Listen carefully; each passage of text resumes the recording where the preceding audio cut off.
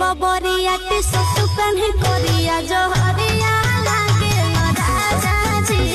झाड़ के बबरिया T shirt पहने करिया जहरिया